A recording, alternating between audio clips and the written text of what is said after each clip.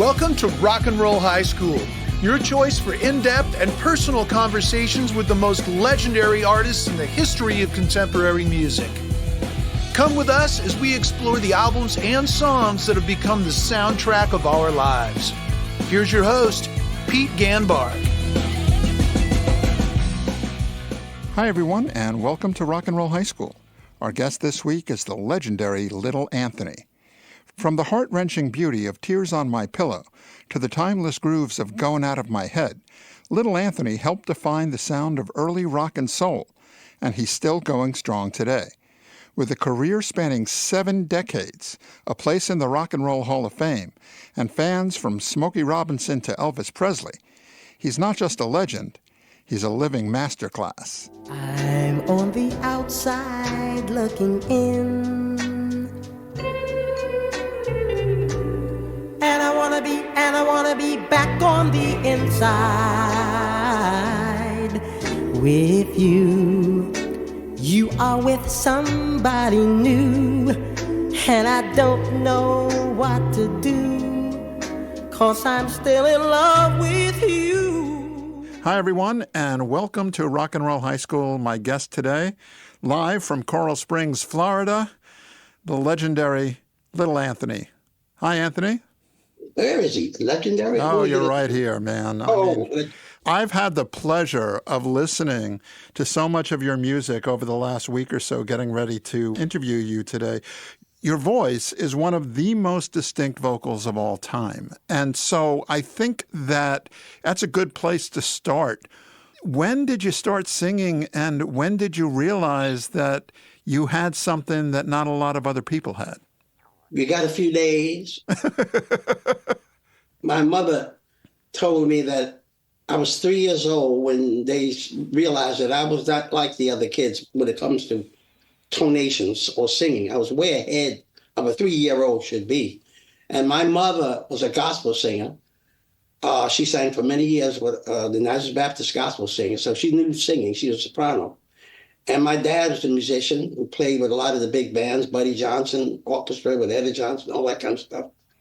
So there was a musical family, and it's almost genetically, most of my kids, when a lot of them 9, at least 6 of them all sing. So it's in the genes. Evidently. Because my mother told me that my great-great-grandfather was a great singer. And I used to remember, great singer where? And she said in Savannah, Georgia, he was known as a great singer.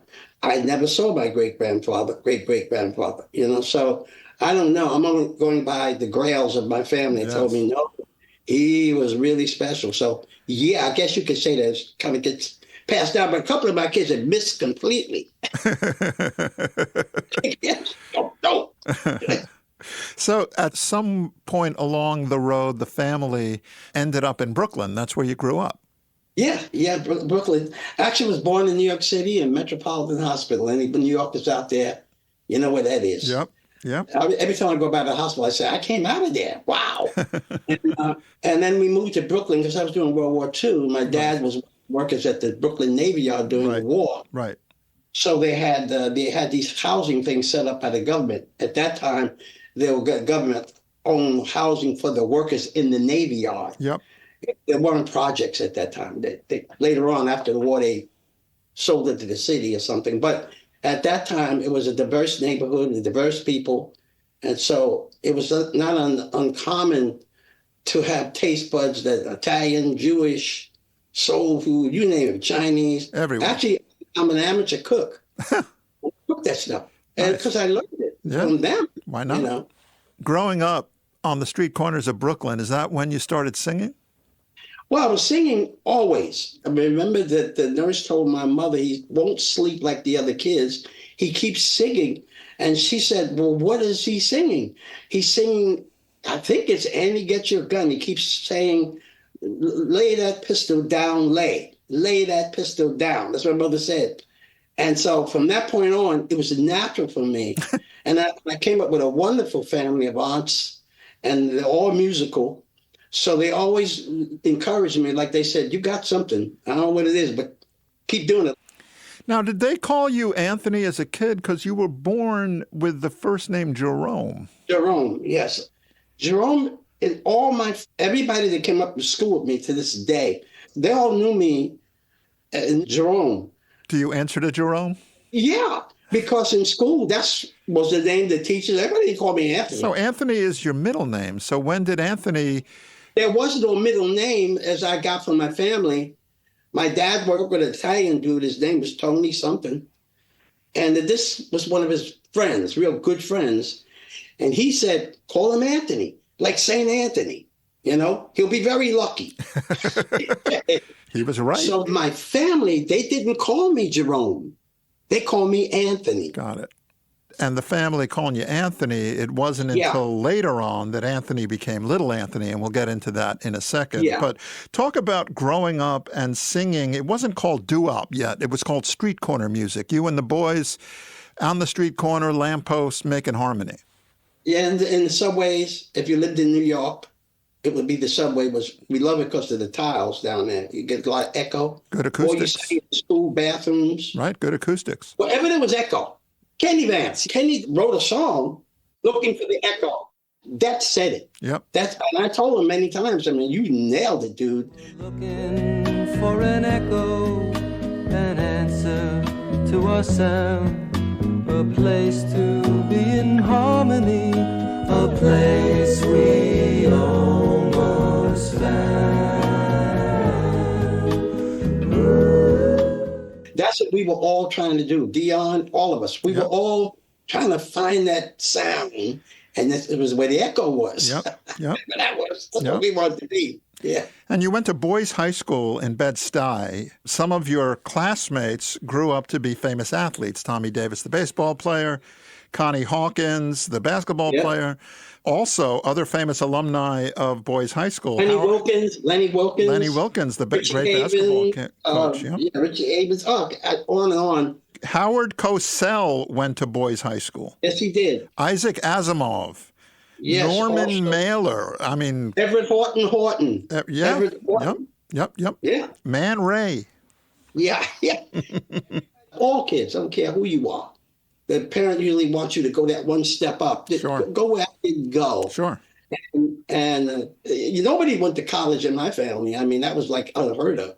It's just high school. And in those days, that was a very good thing to get a high school diploma. Right. Because we had more industry, we had more industrial industry. People were different in those days. They work with their hands more than they do today. You also had a decision to make because there was a hoodlum element around the neighborhood, and you had to decide, are you going to hang with the hoodlums or are you going to go on the straight and narrow? You had some teachers who were a good influence on you, didn't you? Yeah, a lot. In elementary school, the woman that every time I mention her name, as I talk to her, I get a little goosebump. Her name is Ethel Mannix. And she was the one that introduced me to classical music. I became a classical music just by being around her. And I go to operas and all that kind of stuff. It's just not a lot of people don't know. I mean, I'm into Verdi and Puccini and all that kind of stuff. And so what she did was open my eyes to a bigger scale of what music really was. Amazing. I was ahead of the game when everybody was out there. Like Frankie was the greatest natural voice I ever heard. But I was already thinking pop in my mind. Mm-hmm. I used to sit and listen for hours to Frank Sinatra, Nat King Cole, Ella Fitzgerald, just listening how do they phrase, how do they do this. And Sinatra became really my idol because he taught me a lyric and how to interpret and how to sing that lyric, which we're going to talk about in a second. But you just mentioned some of the greatest singers of all time. So at an early age, thanks to educators in your life, you're not only shown the classics and the masters literally hanging on the wall, the Beethovens and the Liszts, but then you're able to listen to Ella Fitzgerald and Frank Sinatra and hear, how vocally these singers are really interpreting the lyrics and interpreting the songs and the melodies that they're singing. Yes, that's right. And my dad being a musician, I had all those records. And my dad had that stuff. So I would go, ooh, I heard that. Yep. Let me put that on. Yep. Or he would have a classical thing. He liked Caruso. He was a musician. He knew, he was, and so I'm sitting listening to stuff that other kids ain't listening to. Right. What I didn't realize was all of that stuff was going into my air gate. Yep. Once it's in the brain, it's there forever. Yeah. And so these little pieces came up. So when I really, it's so much to talk about. There is no performer in the world can claim that somehow they did it my way. Beautiful song, but it ain't real. Not my way. Right. It's other people. Right. It's all that the are influences. in your life. It's Right. everything. I would imagine, I'm not a singer, but I would imagine when you go into the booth, you're joined by every vocalist you've ever heard. I did an interview once and it came out of my head. I don't know. The guy asked me, "Oh, you all these artists, don't you just wish that you knew them?" I said, "Oh, I do." Right. He looked at me like, "What do you mean you do?" They're imprinted in your brain. In here, yeah. Mm-hmm. So let's talk about the first group that you joined. And I think it's timely that we do because we're recording this the day before Halloween. And the first group that you had with your friends was called the DuPonts. And there is a song that I had no idea existed up until yesterday called Screamin' Ball at Dracula Hall. We had a ooh horror party. We had a ooh horror party. Everybody had a screaming ball last night at Dracula Hall. Yeah, I remember that was, I don't know how that got into our playlist. My brain, you just said that. And that was the farthest thing from my mind in this conversation. Do you remember recording that song? No, I remember the song. I don't even know if I was on that song. It doesn't sound like you. No, I tell you what. Now that you said it, you triggered something. I got recall. I don't know what that is, but anyway, tell me how I got. That was the Imperials. They went off for a second. And that was further down the line, by the way. It wasn't then. They did this with Sammy Strain, Clarence Collins, Ernest Wright. But anyway, they sang it or recorded it, and somehow in history and in somebody trying to put things together, they messed up. You're not on that record. No. I remember the song. Right. Yeah, it's a spooky novelty record. It doesn't sound like you. Actually, the song was done. It was done in around 62 when briefly I went off to the other part of me, acting. Right. And I went to study. Right. So in between that time, they wanted to record. So they went off I think it was Richard Barrett. Yes. Was the producer of it. Because you know why? Because you remember all them novelty songs was going on? Yeah, the Monster Mash. Man, sure, yeah. And they were big hits. And these people said, well, gee, this is maybe the trend. We'll go this way. And they did that on the Imperials. No, I had no part of that, but it was cute. Yeah, as the DuPonts, you did release a song called You, Y-O-U-U, on Savoy in 1958. Paul Winley, yes. Well, there was Paul Winley. It was first released as the DuPonts on Winley Records, Paul Winley's label, in 56. But then it was released on Savoy as Little Anthony Gordine and the DuPonts. Well, the reason why they put the Little Anthony in it, again, that was a late release. That was not actually done until after 1958 because I already became a star. So I was already very recognizable. So they're just trying to ride the gravy train. Right, make some money. They start connecting. Like many people, and I applaud you for your research. I love this kind of an interview because it gets in depth, and I like that. And so I'm glad you brought it up because I want to set the record straight. Good. Good. You should. Yeah, it's just crazy, man. And things are out of sequence here.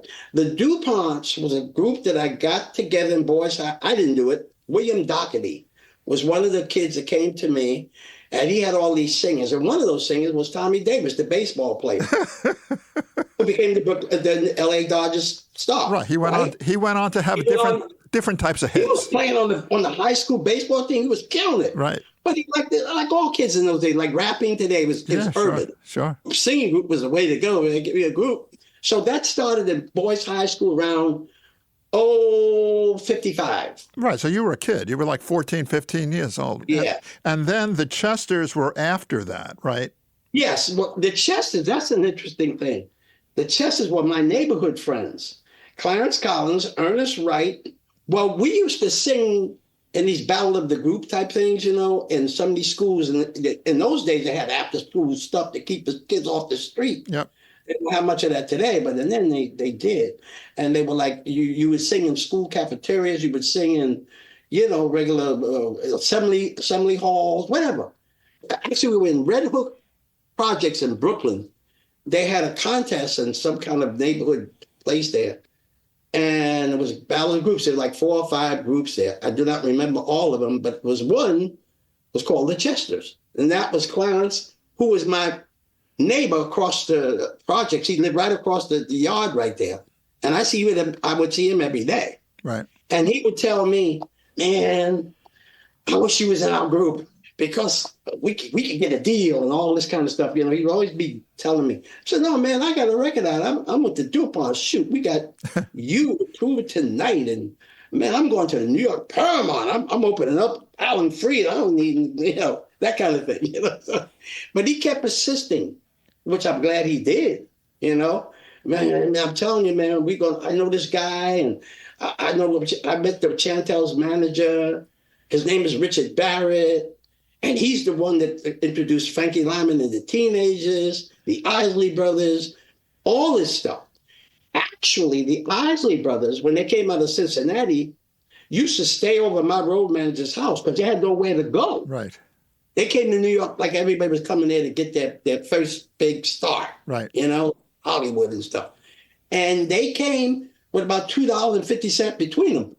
It is a corporeal, wonderful, weird things that bring me to a certain point that I am now talking to you. It's a great era, and it's not spoken about a lot, the characters and the color and the music. You joined the Chesters. You guys briefly record for Apollo Records, which is a label that isn't talked about a lot today. It was owned by a woman named Bess Berman. And you recorded a song called The Fire Burns No More, did you write that song? Yeah, I wrote that. The fires burn no more since you said our love meant nothing more. Let's forget. The fires burn no more. The fires burn no more.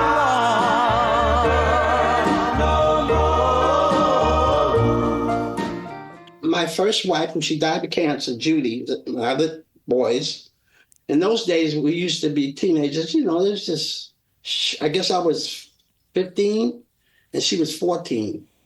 And we, I guess, call it love. I think it was more lust than anything else because your mind ain't developed yet. You think you know everything, right.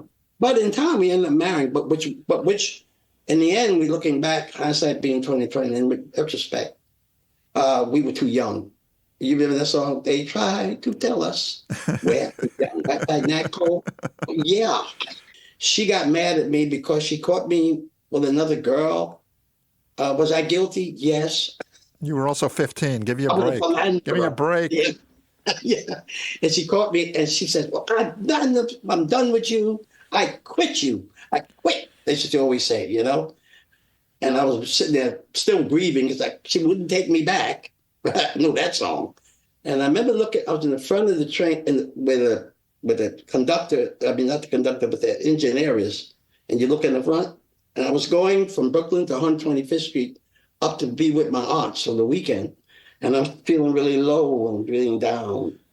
And I'm going, the fires burn no more since you left. Just like that, but no melody. Right. And I just kept saying, the fires burn no more. Da da da da da da, ba da da da da, and I kept fooling with it. I don't have any musical abilities as far as playing the guitar, and I could put the notes somewhere, write it down, and come back to it later on. This was pure memory. It was just in my brain, and I didn't know how to do it. I really didn't know how to do it. I just went home and got a piece of paper, and I remember that melody, ba ba ba ba ba ba. The fires burn no more since you left. Da-da-da-da-da-da. Let's forget. Da-da-da. I can't remember the words myself. And that's how that came about. Right. Let's fast forward a little bit and talk about Richard Barrett and George Goldner yes. and how you Yes. ended up signing with the legendary George Goldner at his label, which was then called The End Records. And his partner was Morris Levy, who ran Tico Records, which was a Latin record thing. Right. And so, I mean, the fascinating thing about George Goldner, for those out there who may not know, the more I learn about George Goldner, the more fascinated I am, because he may have had one of the best ears in the history. when you said it right, because in the realms of show business and people that know or been in that era or know about it, he's like considered like a shrine or like he's called record man. He's a true record man. And unfortunately, the only thing that he liked more than identify a hit record was going to the track and losing a lot of money. Gambling and being at the horses, Mary Roosevelt. I just remember him going all the time. He would lose a lot of money and end up having to sell his record labels to Morris Levy, and then he would start another record label, and the same thing would happen again. Yes, and he had a gambling problem. Yes, Fascinating. He did. Talk about the first song that you and the group record for George at the End Records was Tears on My Pillow. Okay, to tie this thing up, so it's right on point, Clarence kept bugging me about, I know this guy. Yeah. That guy was Richard Barrett. Who worked with George Goldner. Who's A&R man for George Goldner. Right. Who was bringing in the dubs. I mean, he was bringing all them, he brought in Frankie Lymon. It used to be the group called the Valentines. Right. The Woo Train. Lily Mae Bell. Oh, he wrote a lot of that stuff. So Richard Barrett was a songwriter and an artist, but he became George Goldner's A&R man. He had one of the biggest singing groups in the world, female group. They were the Supremes at that time. That was the Chantels. Right, maybe, with Arlene. Maybe with Arlene. Right. And so Clarence told me he went over to the New York somewhere. Wherever he went, he saw the show and he told Richard, hey, I got a guy. You keep telling me I need a lead singer, somebody who's really got that kind of voice. And he says, I know this guy, and I'm going to tell him that we're going to meet you. Clarence came back to me and told me, man, guess what? Richard Barrett, you know him, and he's got the Chantels. And my ears went like this. Bing, I'm still with the DuPonts in high school. But I'm going, oh, this is some big time stuff. This is way beyond. Right, this is next level. Next level. Yeah, next level. And I went over there with him. In those days, most acts would audition right there in the office. Yep. In front of the boss, whoever, and like George Goldner. And Richard Barrett would filter it. If it wasn't any good, he wouldn't tell George. Right. We came in, and Ernest had written a song. Oh, man, it's just two kinds of people in the world, man, and this and that. And he started fooling around, and he came up with this melody. It's just two kinds of people in the world. Well, it's really a chorus of singers. The lead part didn't really exist at all. Right. But I didn't know what to do with it. So Richard said, well, sing me a song. Well, we didn't have anything, And then Ernest or somebody said, well, why don't we do two people in the world? I said, I'm going in my mind, I know the song he sung for me, but I don't know there's no place for me because the bridge was written by Richard Barrett. He put the bridge in. Wow. So I would be the lead voice coming out of it. Got it. See, in the bridge. And so I didn't know what to do. And I remembered this song, The Closer You Are. And it just came in my head. And I thought, that's almost like this song, where the group is singing the closer, the chorus, ba, ba, ba, ba. They're doing all of the lead part. The group didn't even know what I was going to do. No one knew. Because we were taught, and if somebody says, hey, can you ride a horse? Yeah, oh yeah, I can ride a horse. Even if you can't, you learn. You don't want to blow the gig, you know what I mean? So here I'm with Richard Barrett in the office. The Chantels are sitting out in the lobby, looking at us come by. We recognize, ooh, the Chantels. Three gentlemen came in. One I recognized because he worked for Brunswick Records. That was Barry Gordy. Wow. The other was, I never heard of him, it wasn't existed yet. Smokey Robinson. Wow. The other was Pete Moore of the Miracles. Those three. Wow. They were in the office sitting to get an audience with whoever, George or whatever. And I guess they were trying to get something going, and they ended up going to Detroit, and that's another story. Well, I mean, talk about irony. 50 years later, Smokey Robinson would be inducting you into the Rock and Roll Hall of Fame. That's why he did it, because he knows the story. He knows from the beginning. I just thought I was with Smokey about a month ago, because they gave us the Dream Award in Las Vegas. And we were laughing and talking about all those days. I said, man, you remember when we first met? That kind of thing. Yeah. But they're trying to get a gig. So I'm really nervous. And I walk in the office and they said, okay, go ahead, man. I said, just I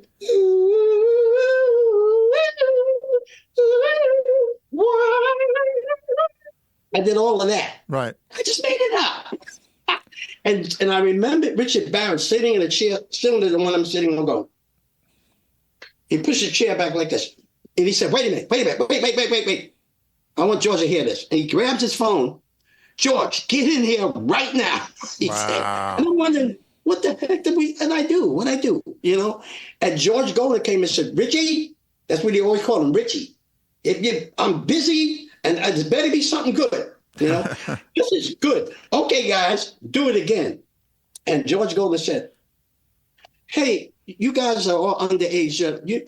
Can we meet with your parents? I'm like, record you. And that's how it started. All that happened in that one moment in time and space. Let's talk about Tears on My Pillow.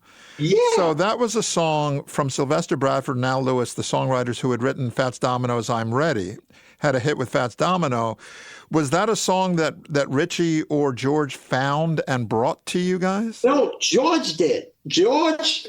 A side and B side in them days, right. 45, 38 record. George had this song in his back pocket, but I didn't know about it. Nobody did. And we had another song that Ernest wrote. He wrote another song called Cha Cha Henry. Right. But he was leading the song. So that was the A side and B side in the mind of George at that moment. But then something clicked. What you were saying about him being one of the legends great ears of all time. Mm-hmm. Just something was bothering him. And he said, I remember him saying, hey, you know that song that I gave you guys, did you learn it? We didn't learn nothing. Nobody knew. Here's where I come in. I have a great gift. I'm able to hear a melody and never forget it. I don't care what it is. Yeah. I do all the time. I can hear that melody one time and just stage. So I knew I heard the dub that they had, that Sylvester Bradford Al Lewis did, because I knew that it was You Don't Remember Me. Right. So he says, and of course, when I said, you never tell you don't know something. Oh, yeah, we know it. Right. We can ride a horse. Yeah, we ride a horse. And he said, I'll give everybody a 10-minute, 15-minute, 30-minute break. And I want you guys to go rehearse in the other room and just get it together. And I'm gonna record it that day. We actually were in the recording studio at the time, by the way. But he had no feeling for Cha Cha Henry. It didn't knock him down. Ernest was leading the song. And he wanted something from me. Right. So I said, oh, gosh. And actually, the Imperials, they went into another room by themselves because they didn't know what to do. But they came up with an idea. They loved this song called Earth Angel by the Penguins. Yep. And if you listen to Earth Angel here, ooh, ooh, ooh, well, listen to Tears on My Pillow. Right, it's the same track. Same. We just did it with ooh. Right. These guys, they weren't the greatest singers in the world, but they had something. It's that thing, you know. I don't know what it was. We didn't know. Right. We worked so well together. They came up with something, and I went in the room, and okay, I know the melody, and I guess somebody was in there. I'll tell you who was there. Dave Baby Cortez. Piano player. He played the organ and whatever, loud stuff. Yep. He was in the room working with me and getting me ready, you know. And so what we did, I may have been one of the first, I think Sinatra was, that actually read the song. I didn't know, I couldn't memorize the words because I had not really learned it. Right. So I couldn't do it in minutes. So they wrote the words out for me. Right. And I put it on the stand in the studio. And I came back, we took the first, second, third. The third take, George looked, I could see him in the booth. And he's like, really, still something missing. He says, who's your favorite singer? I don't know. Frankie Lymon, Nat King Cole. He says, Nat King Cole, you know how he sings? I said, yeah. Do you ever know how he enunciates everything, each syllable clean and clear? He said, Anthony, you talk with a very high-pitched voice, but you don't sing that way. And there's a reason why. I wanted to be like everybody else. George Goldner wanted you to be you. He wanted me to do it. So I said, well, yeah. He said, so when you don't remember me, I want you to break the syllables individually. You don't remember me? You always know what the producers think because you could see them, right? In the booth. Body language. It was when I went to the part at the end. Oh, I didn't know what I was going to do. I had to fill it with something. I just did it. And he went like this. Boom, his chair went back like this. His eyes went like this. Wow. Oh. He was like, you could see the energy coming out of the dang on booth. I'm going, what did I do? Wow. Well, he knew. That was Tears in My Pillow. You don't remember me, but I remember you. 'Twas not so long ago, you broke my heart in two. Tears on my pillow, pain in my heart, caused by you. He created Little Anthony. There was no Little Anthony sound. He did it. Yep. What he did was he took me, like Don Costa did with me, and said, you're a really good singer, but now let me show you how to sing. That's what he told me. I work with the best, Tony Bennett, this, that, Frank Sinatra. He was his producer and arranger. And so he knew the business too. So George saw that, and what it was, it came out so good, I began to think that way. Right. So every song that I would do, I was always thinking about the syllables and the lyric. Right.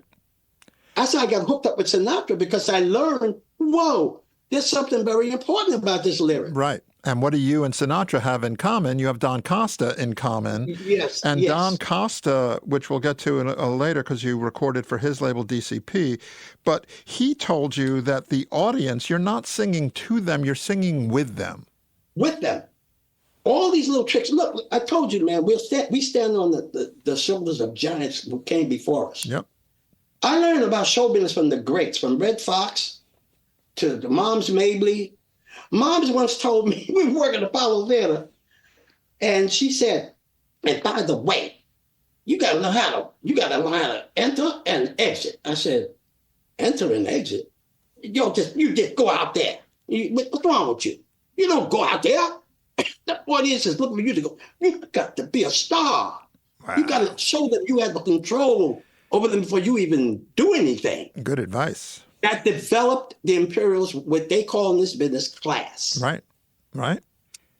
Well, Tears on My Pillow comes out, and it comes out under the name The Imperials, and it wasn't until Alan Freed, the DJ, the great DJ Alan Freed, who coined the term rock and roll, he gave you top billing, and then subsequent releases of the song went out under the name Little Anthony and the Imperials, and that's what stuck. Yes. You have it correct. You are correct, sir. Well, one thing, and I mentioned to you earlier that I'm going to hopefully tell you at least one thing you haven't heard before in interviews. The song that you just mentioned, that you guys auditioned with, Just Two Kinds of People in the World, one of my favorite movies of all time came out in 1984. It's a movie called The Brother from Another Planet, and it's about an extraterrestrial alien man who escapes from another planet and doesn't speak. And in the fact that he doesn't speak, he ends up in Harlem, and he ends up interacting with all of these people, the characters of Harlem, and he falls in love with a singer who's played by Dee Dee Bridgewater, and he stares at her album cover, and the only music you hear in the background is your voice with your group singing Just Two Kinds of People in the World. Just two kinds of people in the world. Why can't we fall in love? Just two kinds of people in the world. There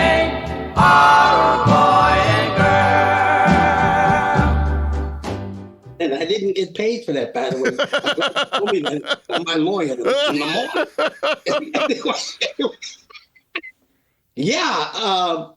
Somebody took the record to WINS Winds in New York, where he was. Alan Freed was. Alan Freed's Big B.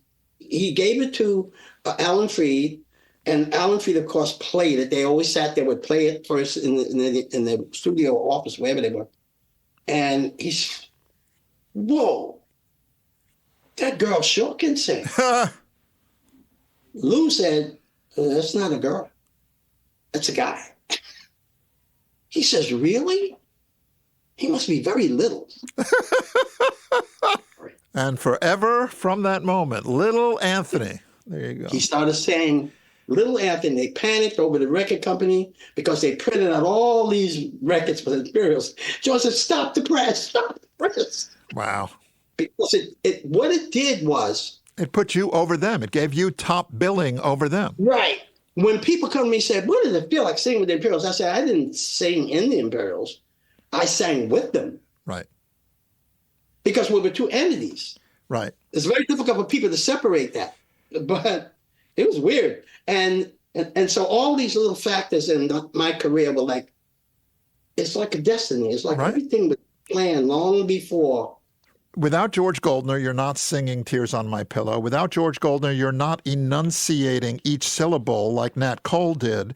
And without Alan Freed, the Imperials do not become Little Anthony in the Imperials. No. It could have went that way. Actually, the natural way was to go that way. But there's nothing natural about this. It's supernatural. It's just meant to happen. Because it seemed like all my life, but I know who it is. I'm a faith man. But, then as a kid, I didn't know. I have a purpose. I didn't know what that purpose was. Right. I'm a nappy head kid out of Brooklyn, out of Fort Greene Projects. Yep. I'm not going to be a brain surgeon. Never say never. What do you do in a case like that, right. And this gift that God gave me, the thing was, all these different people in my life, from the Richard Barretts, which his wife is my road manager this day. You're kidding. Wow. Julie Barrett, I just talked to her yesterday. Talk about small world. So when George Goldner is known as the man with the golden ears, sometimes he can hear things that you don't necessarily agree with. Case in point, Shimmy Shimmy Cocoa Pop, which became a big hit for you. You didn't like the song. You still don't like the song, but people love it. Sitting in a native hut all alone and blue. Sitting in a native hut wondering what to do. Along came a native girl, did a native dance. It was like in paradise, put me in a trance. Going shimmy, shimmy, cocoa pop, shimmy, shimmy, pop, shimmy, shimmy, cocoa pop, shimmy, shimmy, pop. That song, when they came and sang it for him, was some kid out of Brooklyn that wrote it. And I said, I can't sing that. I'll be drummed out of the business. Because it was a novelty song. I mean, I can hear that, the Monster Mash or one of the stupid things. And I was kind of peed off about it all the way up to the session. I'm going, what did you do with this kind of stupid song? That's in my mind. And I put away my emotion, what I felt about the song. And then all of a sudden snapped in me, this is how I'm going to do it. This is how I'm going to do it. And I said, sitting in a native hut all alone and blue. Sitting in a native hut wondering what to do. Along came a native girl, using all these little tricks. And right. He even got one of the people to create a dance called Shimmy Shimmy Cocoa Pop. Right, that started a whole trend of shimmy records. Yeah, they even put out a little chart that shows you how to do the steps, piece of paper, and got the footprint and all that, and you turn your foot there. And to this day, when you're touring out there, you still have to sing that song. I'm going to blow your mind here. I'm in no time blowing. Fast forward. We're doing something for the United States government. That time was the first Bush term. And we had to go get cleared by the FBI and all that kind of stuff for a big ballroom. And all the shakers and movers of the world was in that ballroom. There was so much security, it was unbelievable. We had an FBI agent that went everywhere we went. They got us a limo, and he was always with us. And he took us through this tunnel. I think it was in the Capitol. Mm-hmm. As I remembered, the limo was underground. And when we got in the dressing room, we were told all the people that were out there, political, just everybody. So McCain was there, Joint Chiefs of Staff Myers, Colin Powell. Whew. You know, when we found out, we said, okay. And then a note came back. Can you do Shimmy Shimmy Cocoa Bop? And who was that note from? I didn't know who it was. And then the guy told me, he says, oh, that's Mr. Powell. He was the one that bought that record. They were kids. Right. You can play Shimmy Shimmy Cocoa Bop today to any kid that's 3 years old or 4. They'll jump up and... Well, talk about the gift that keeps giving, because fast forward even more into the future, the artist Lana Del Rey interpolated your song, Shimmy Shimmy Cocoa Pop, in her song, A&W, last year. Talk about paying it forward. I guess George Goldner was onto something. He was a brilliant man. You know, I found out years ago, later, what was I with? With the Genius? Yeah. You were. Ty Davis. Yep. All them guys came out of that stable. I remember them guys being around. Yep. It was George Goldner they always talked about. Teddy Reed used to talk about him all the time. Yep. Nat Tanapo of Brunswick Records. Brunswick Jackie Records. Wilson. They call them the boys. Yep. And they talked about this, that George was considered at that time, Motown, it was like he had a larger stable than anybody. Brunswick only had Jackie Wilson. Right. He was a true genius. There's a great story that is written about in Lieber and Stoller's memoir, where when they started Redbird Records, they left George Goldner alone with a stack of 100 acetates because they didn't know if they had any hits, and he listened to all 100 overnight.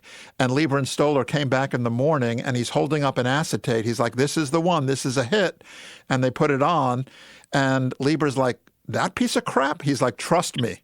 I'll bet my life this is a #1 song. And it was Chapel of Love for the Dixie Cups. Yes. So, great story. He did this all the time. Here's your Shimmy Shimmy Cocoa Bop. This is years ago, before he was even talking about President Trump, was former President Trump. He was just the playboy of the Playboys, you know, and he had Mar-a-Lago. We get a call from my agent, says, you know, you guys going to be playing Mar-a-Lago. I said, what? Yeah, it's for Chrissy Evatt Foundation.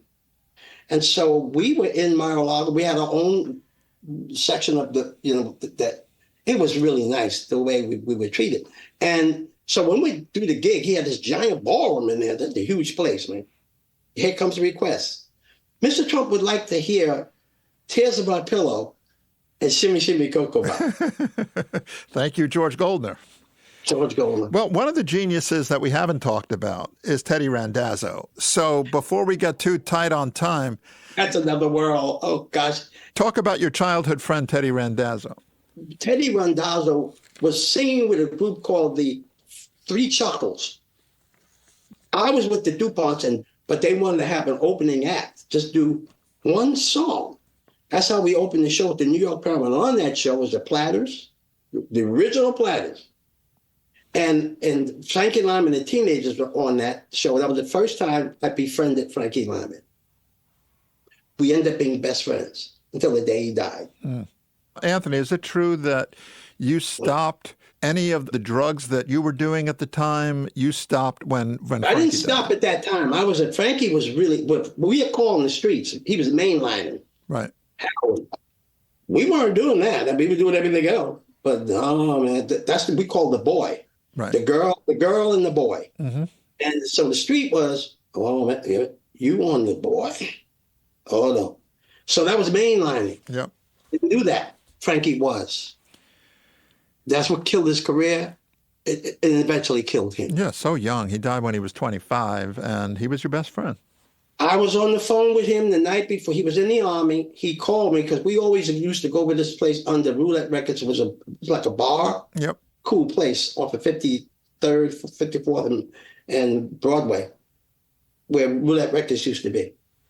And we'd always drink Lymon, and we'd always meet up just to talk and laugh and hang out, because we became like brothers.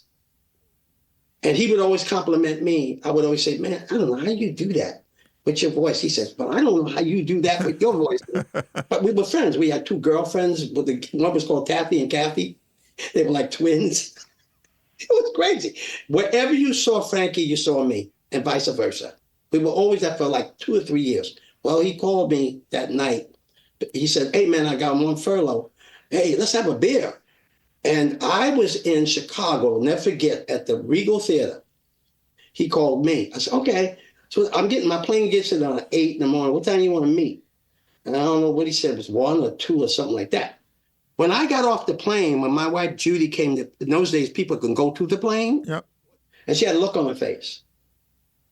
That was something wasn't good. I don't know I didn't know what it was. And she looked at me and she said, and like she was kind of holding back crying. She said, he's gone. I said, who's gone? Frankie's dead. I just talked to him last night. That's what I said. And my whole world said, oh. Wow. But it put you on the straight and narrow after that. No, it didn't. But the one thing it did do, I was never going to do mainline and any kind of heroin. Right. No, everything else. Listen, it is rock and roll, rock and roll, man. It was like, that's what it was. Yep. And it was like a passage of acceptance, man, if you can hang, So no, that happened, that's 1978. That's a whole thing, another story. Right. Well, that's when you found religion too, right? Yeah. Well, I didn't find religion. The Lord found me. Right. Because I wasn't in the church. I wasn't anywhere. I did a movie because I'm an actor. A lot of people don't know, but I've got credits for many things. And I did this movie called Contact 303. I had a scene to do the next day with Mr. Henry Fonda. He was my commanding officer.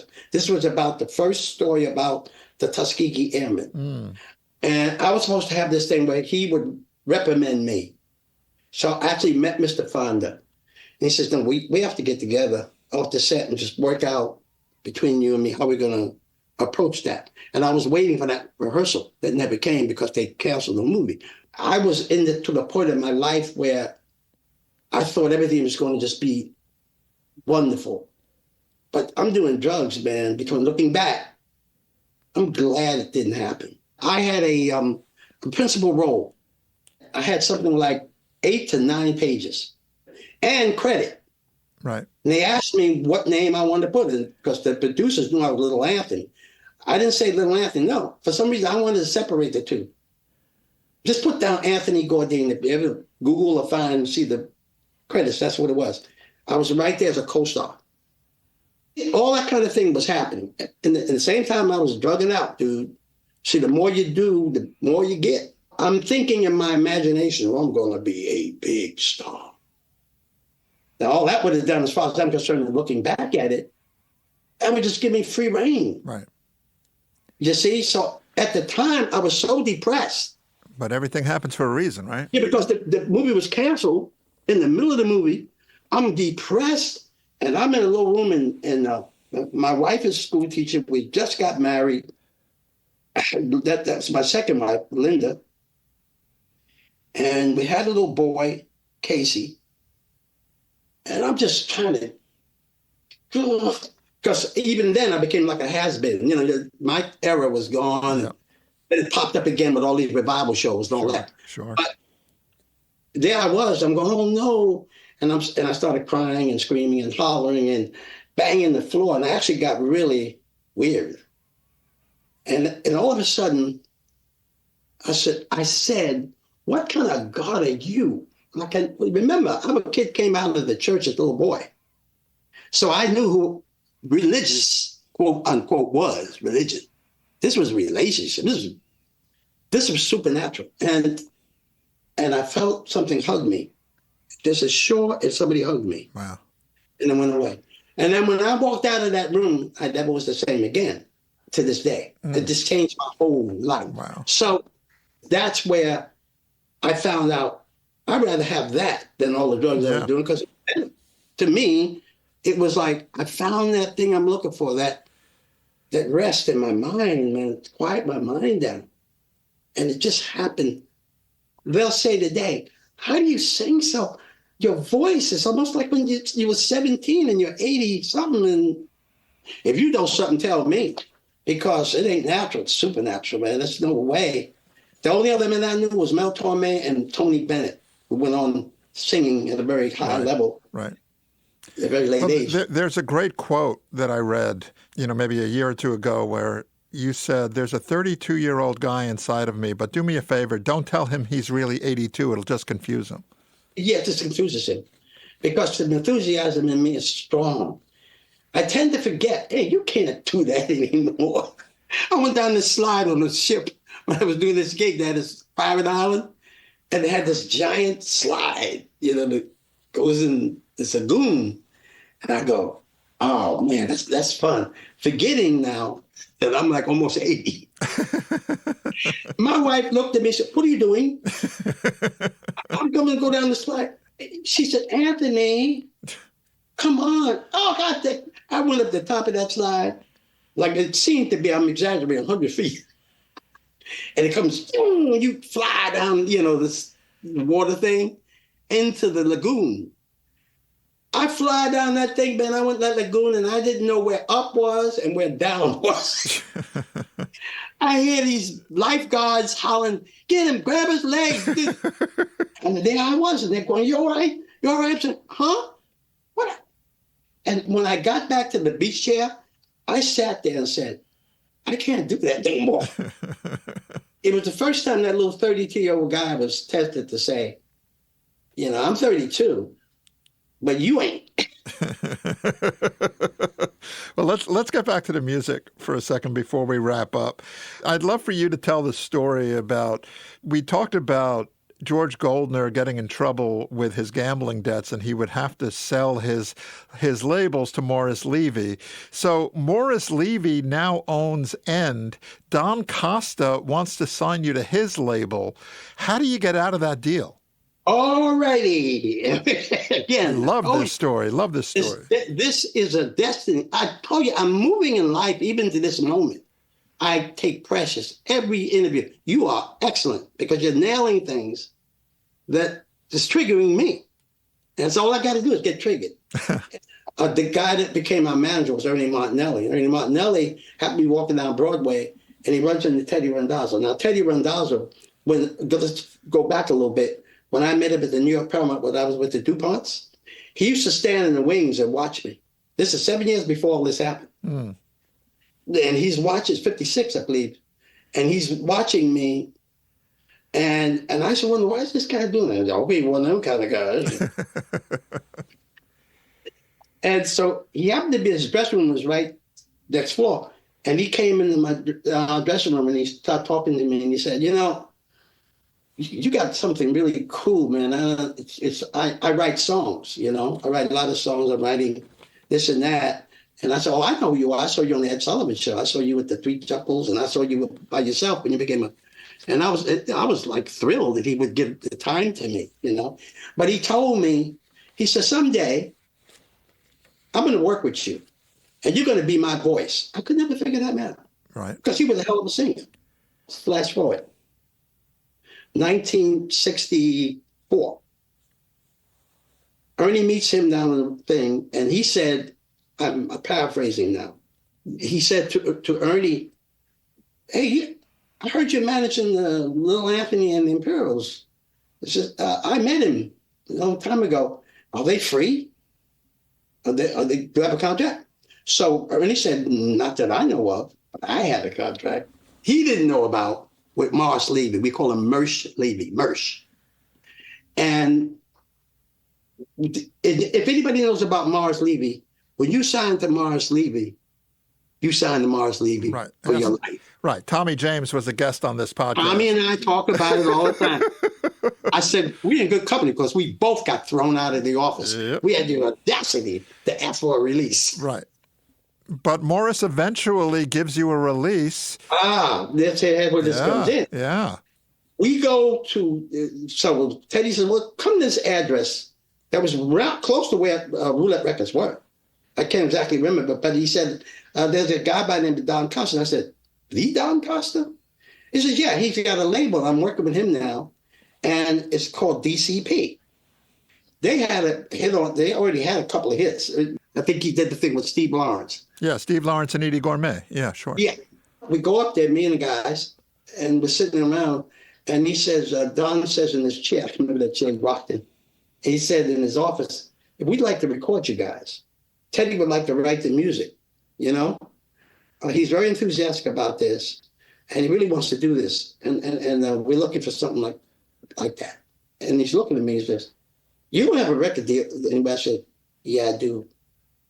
And he said, with who? I said, Roulette Records, Morris Levy.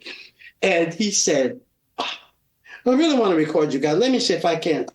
So we get a call, come down to the office. They have something to tell us. I went down there not thinking, I'm thinking they're going to tell us, and it's too bad we couldn't get you out of the town. Like, there's no way, can't do it. And we went down there, and Morris Levy, Don Costa was sitting in his chair, and he goes, holds this white paper. He said, I got your contract. Now, I'm not naive. I know who Don Costa is. I knew his friends. You know, I knew this. Sinatra, I knew all this. But I didn't equate it at that time, in that very moment, that this was going to happen. I thought he was being disingenuous. I thought he was fooling around, man. I thought he was, you know what I'm saying? My brain was, he says, no. Now, I didn't really ask. I was so excited to know that I was free to record, because he would record me, didn't have something. You never found out how it happened? Didn't know. I don't know if it was months later. I happened to be in Nyack, New York, at Teddy's it was a beautiful home that was overlooking the Hudson River. Ah. It was so beautiful. I don't know, in the midst of sitting there drinking some Italian wine or something, I don't know, we were talking. And somebody said something, and he said, oh, you don't know how you got in that contract? He said, well, he put in a call to Sinatra. Right. Sinatra had heard Going Out of My Head, wanted it very badly. He recorded it after we did. And the last words, never met the man. I met his daughter, Nancy. But I told her the story. She was mad at her husband. She said, why didn't anybody call this guy and tell us? I could have put it in the book, you know? Allegedly, Roulette Records was a front for the Genovese crime family. Allegedly. Yeah. Well, whatever. Who cared? Who cares? But somebody got you out of your deal. Morris gave your contract to Don. You talked about Teddy Randzzo saying, Anthony, I want you to be my voice. So yes. What ended up happening with Don Costa's label DCP, the songs that Teddy and his partner Bob Weinstein wrote for you as Teddy's voice, I'm on the Outside Looking In, 1964, Going Out of My Head, the song you just mentioned, Hurt So Bad, which they wrote with Bobby Hart, and Bobby Hart, with his partner Tommy Boyce, are best known for writing all the hits for the Monkees, but Bobby Hart considers Hurt So Bad his crowning achievement as a songwriter. It was. It's my favorite song. I know you don't know what I'm going through. Standing here looking at you.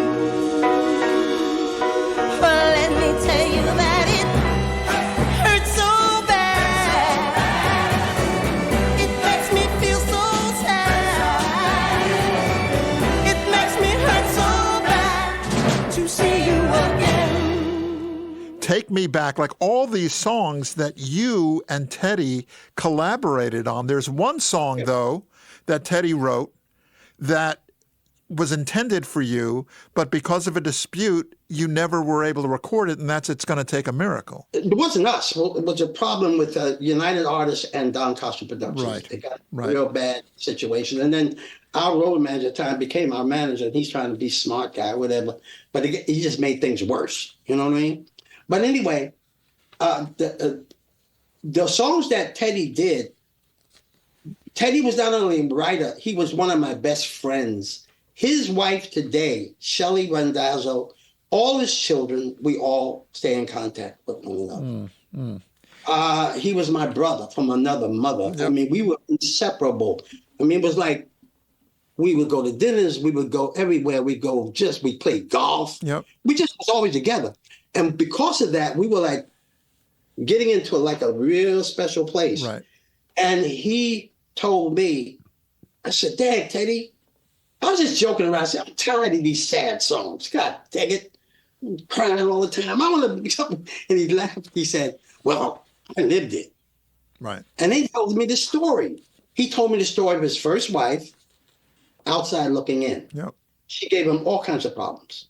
He said this happened with her, and then something happened that really messed him up. And he he wrote the song, I Think I'm Going Out of My Head.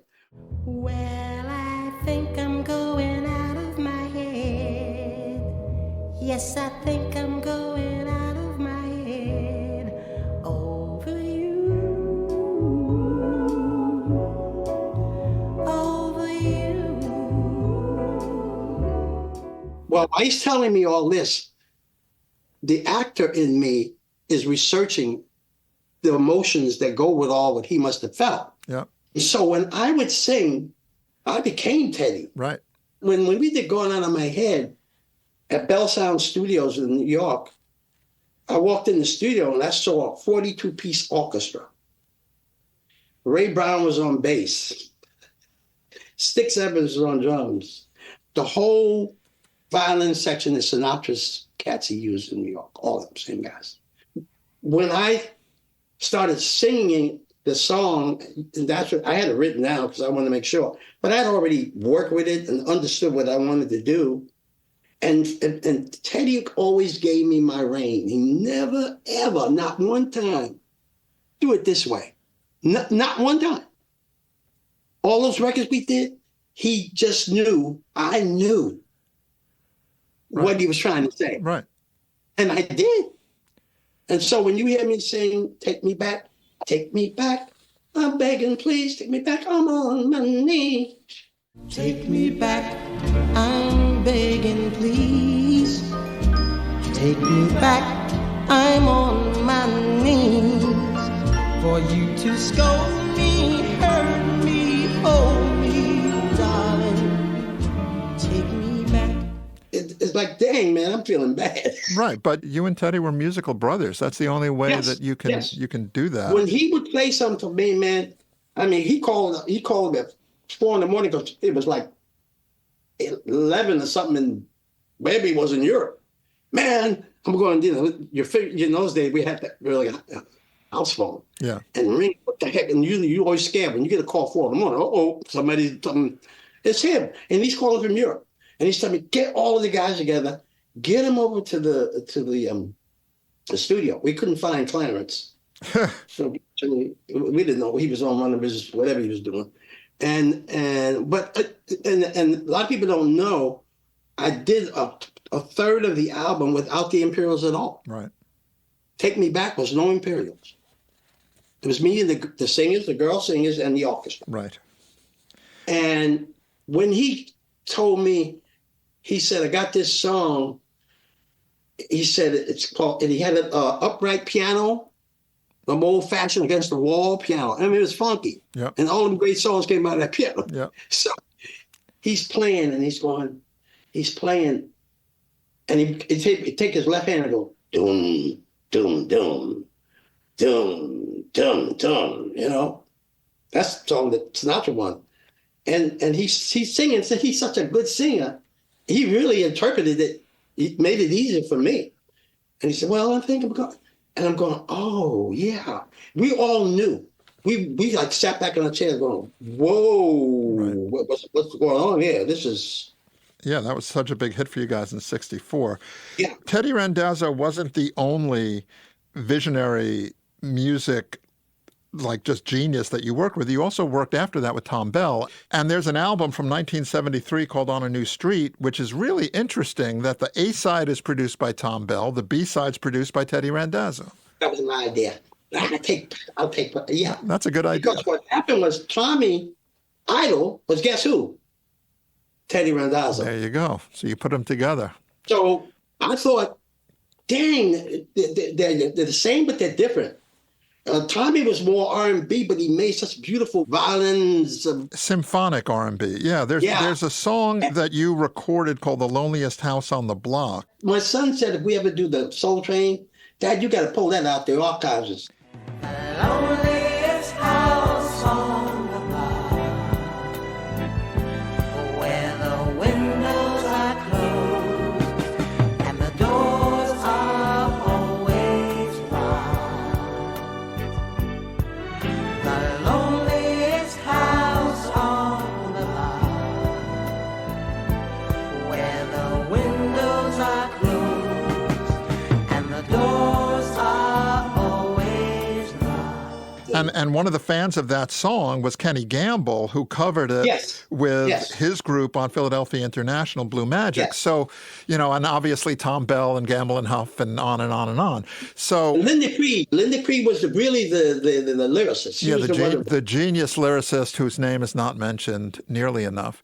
But you think about the beginnings, Anthony, and how you started in the 50s, and here we are, over 60, 65 years later. You were inducted into the Rock and Roll Hall of Fame. You're still out there singing. You're still in great voice. My only advice to you moving forward, stay away from the water slides that go into the lagoon. You ain't got nothing, baby. I'll listen to what you said. Well, Anthony, this was an absolute pleasure. I appreciate the time and I appreciate the music. On behalf of everybody, thank you. Thank you. I really appreciate it. Take care. Bye. Well,